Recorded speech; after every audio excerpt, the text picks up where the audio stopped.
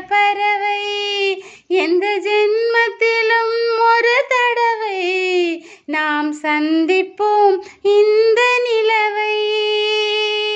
பார்த்த ஞாபகமில்லையோ பருவ நாடகம் தொல்லையோ வாழ்ந்த காலங்கள் கொஞ்சமோ மறந்ததே இந்த நெஞ்சமோ.